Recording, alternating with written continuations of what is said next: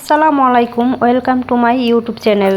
সবাই কেমন আছেন? আশা করি সবাই ভালো আছেন। আপনাদের সাথে আজকে শেয়ার করব চাপা শুটকি দিয়ে মাছ বোনা।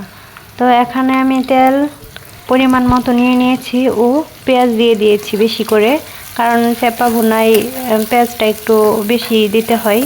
আমি পেঁয়াজটা এখন সুন্দর করে ভেজে নিচ্ছি, সবগুলো একসাথে দিয়ে ভেজে নিচ্ছি। এইবার আমি এখানে ছিলানো রসুনের কুচিগুলো দিয়ে দেব। আমি রসুনগুলো কুচি করিনি, আস্তই রেখেছি যেহেতু দেশি রসুন, এই কারণে। তো এখন রসুন ও পেঁয়াজ ভালোভাবে ভেজে নেব। তো নেড়ে চেড়ে দিচ্ছি ভালো করে। তো লাল লাল বাদামি কালার হয়ে আসার আগ পর্যন্ত ভেজে নেব। এখন সবগুলো মশলা দিয়ে আবার ভাজবো। এখানে হলুদ পরিমাণ মতো, মরিচ ও লবণ, ধনিয়া পরিমাণ মতো দিয়ে আমি আবার মশলাগুলো তেলের মধ্যে ভেজে নিচ্ছি। এই পর্যায়ে আমি সামান্য পানি দিয়ে সুন্দর করে সবগুলো মশলা একসাথে কষিয়ে নেব।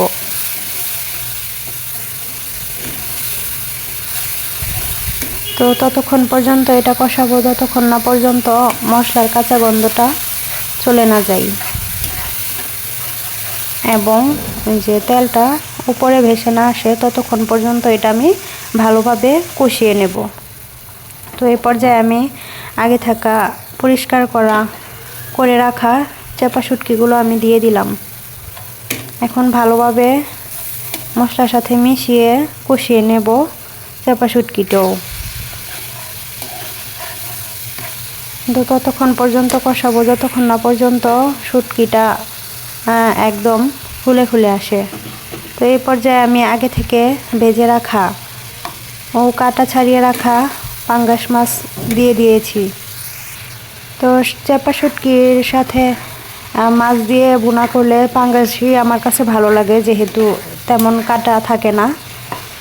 তো এই পর্যায়ে আমি চাপা শুটকির সাথে মাছগুলো ভালোভাবে মিশিয়ে নিচ্ছি এবং মাছগুলো যাতে আস্ত না থাকে সেই জন্য ভালোভাবে ঘেটে নেব, যাতে সফট হয়ে যায়, একদম দানা দানা না থাকে।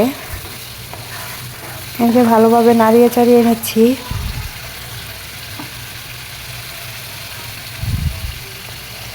তো দেখতে পাচ্ছেন সুন্দর করে আমার শুটকি আর মাছগুলো কষানো হচ্ছে। এবার আমি দিয়ে দিয়েছি কাঁচামরিচ একটু 3টা দিয়েছি যাতে একটু ঝাল হয়। আমি কাঁচামরিচগুলো টুকরো করে দিয়েছি। আস্ত দিলে এর ঝালটা তেমন একটা যাবে না, তো যাতে ঝাল হয় এই কারণে আমি টুকরো করে দিয়েছি কাঁচামরিচ।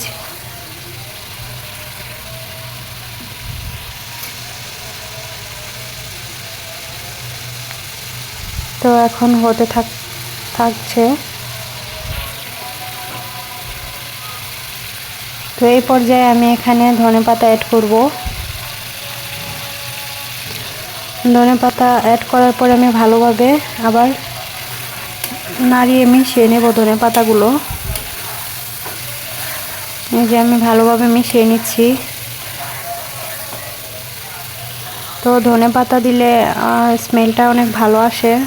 তো এই পর্যায়ে আমি শুটকি বোনা অনেক সুন্দর করে ভালোভাবে পানিটা নিয়ে নেব যাতে পানি না থাকে। তো এই যে আমার রান্না প্রায় শেষের দিকে। তো আপনারা কারা কিভাবে শুটকি বোনা করেন অবশ্যই জানাবেন কমেন্টে। আমার ভিডিও দেখবেন এবং আমার চ্যানেলটা সাবস্ক্রাইব করে দেবেন। তো কেমন হয়েছে অবশ্যই জানাবেন আমার ভিডিওটা। সকলে সুস্থ ও সুন্দর থাকুন এই কামনা করি। আসসালামু আলাইকুম।